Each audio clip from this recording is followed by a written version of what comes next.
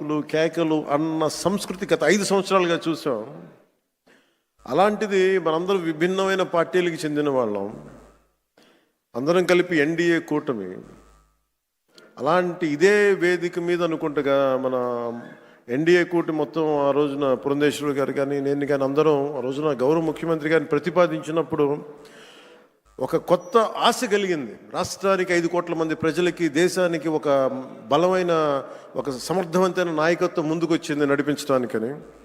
ఈ రోజున సమర్థవంతమైన నాయకత్వమే కాదు, ఆనందాన్ని పంచే నాయకత్వం కూడా శ్రీ నారా చంద్రబాబు నాయుడు గారిలో చూసాం.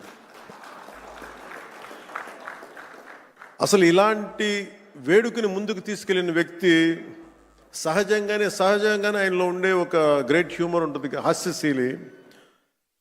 శ్రీ చింతకాయ మన గౌరవనీయులు స్పీకర్ శ్రీ చింతకాయల అయ్యన్న పాత్రుడి గారి పాత్ర ప్రశంసనీయమైంది. ఎందుకంటే ఆయన కనుక పూనుకోకుండా కానీ ఉండుంటే ఇంత ఆనందాన్ని మనకి లభించే అవకాశం ఉండేది. మనస్ఫూర్తిగా చింతకాయల అయ్యన్న పాత్రుడి గారికి మనస్ఫూర్తిగా సందర్భంగా నేను ధన్యవాదాలు తెలియజేస్తాను.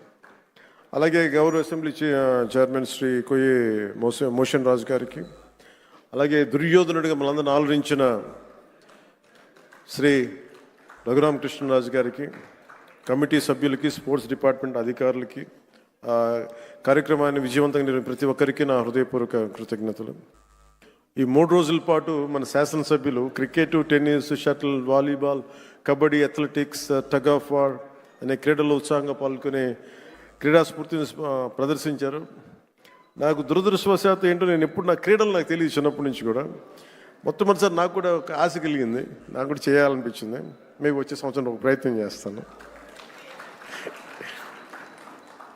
ఈ పోటీలో విజయం సాధించిన సభ్యులందరికీ నా హృదయపూర్వక అభినందనలు. మీరు చూపించిన సహనశీలత కానీ, పట్టుదల కానీ, ఇది ఏదో సరదాగా ఇవన్నీ కంటే కూడా మనందరి మధ్య ఒక స్నేహపూర్వకమైన వాతావరణం, అంటే ఏదన్నా సమస్యలు వస్తే కలిసికట్టుగా పోరాడే ఒక ఐక్యతనిచ్చింది. అది నాకు చాలా చాలా ఆనందాన్ని ఇచ్చింది. అందరం పార్టీలకు అతీతంగా మర్చిపోయి సీనియారిటీ జూనియర్ని తారతమ్యాలని మర్చిపోయి అసలు ముందు తీసుకెళ్లిన విధానం, ఈ స్ఫూర్తి ఒక ఆంధ్రప్రదేశ్కి కాదు భారతదేశానికి కూడా ఒక స్ఫూర్తి అని మనస్ఫూర్తిగా నాకు నిజంగా చాలా ఆనందంగా అనిపించింది. అలాగే దీన్ని ముందుకు తీసుకెళ్లిన ప్రతి అంశాన్ని ముఖ్యంగా ముందుకు తీసుకెళ్లిన మా ఎమ్మెల్యేస్ అందరికీ కూడా, స్పోర్ట్స్ అథారిటీ, ఆంధ్రప్రదేశ్ క్రీడా సాధికార సంస్థ ఈ కార్యక్రమాన్ని విజయవంతంగా అందించిన సహాయానికి నా హృదయపూర్వక కృతజ్ఞతలు తెలియజేస్తాను. క్రీడా మైదానంలో ఏర్పాట్లు కావచ్చు, అవసరమైన క్రీడా సామాగ్రి, క్రీడాకారుల సౌకర్యాలు వంటి అన్ని విషయాల్లో వారు చేసిన కృషి చాలా చాలా ప్రశంసనీయం. శాప్ అధికారులు, కోచ్లు, మరి సిబ్బంది మన అందరి తరపున ప్రత్యేక ధన్యవాదాలు తెలియజేస్తూ, మీ అంకిత భావం వల్ల ఈ రోజున క్రీడా సమ్మేళనం ఇంత విజయవంతంగా సాగింది.